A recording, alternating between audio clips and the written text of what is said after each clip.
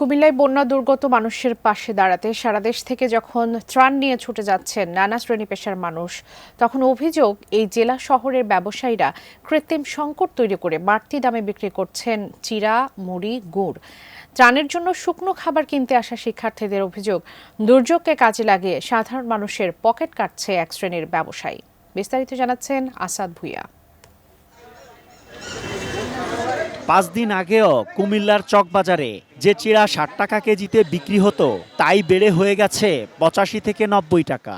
অভিযোগ, বন্যায় চাহিদার সুযোগে এই বাজারে যে যার মতো দামে বিক্রি করছে চিড়া, মুড়ি, গুড়। 3 থেকে 4টা দোকান যাচাই করা লাগছে, এক এক দোকানে এক এক রকম দাম।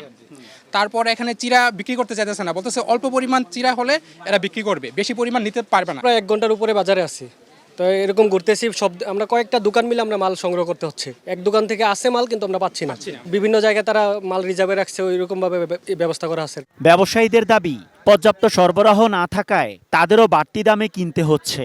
কেউ কেউ সে রসিদও দেখালেন, আবার কেউ কেউ রসিদ দেখাতে চাইলেন না। 100% কপার কন্ডেন্সারে তৈরি ভিশন ফ্রিজ, তাই গুণে মানে অটুট থাকে বছরের পর বছর। মাল আসে না, সাপ্লাই দিতে পারে না, তার কারণে এর ভিতরে বাজারের যে অবস্থা এখন তো মনে করেন একটু হুড়োহুড়ি চলতেছে, তো এই কারণে একটু মনে করেন ওই দিক থেকে মাল আসে না দেখে এদিকে একটু দামটা একটু বেশি। পণ্যের সাথে তো আপনার রসিদটাও দোকানে চলে আসে। রসিদ আমি বলছিলাম, বাইরের কাছে ফোন দিয়েছিলাম যে তারা রসিদ চাইছে, আমি রসিদ দিব। আপনি বেশি দামে কিনেছেন, আপনার তো দোষ না, তাহলে আপনি একটা রসিদ বের করেন, রসিদটা দেখান। রসিদ নাই তো ভাইয়া। চকবাজারেই এটিএন নিউজ টিমের কাছে একদল শিক্ষার্থী অভিযোগ জানায়, বাড়তি দামে বিক্রি করতে মজুত করা হয়েছে চিড়া। তারা একটি দোকানের শাটার খুললে অভিযোগের সত্যতা পাওয়া যায়। গাড়ি আইয়া তারা কন্টিনিউর আমি বাজার থেকে কিনে 20-25 টাকার মাল বিক্রি করি।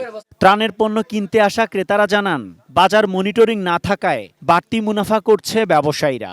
দ্রুত সময়ের মধ্যে বাজার মনিটরিং চালু করে অসাধু ব্যবসায়ীদের বিরুদ্ধে ব্যবস্থা নেওয়ার দাবি জানান তারা।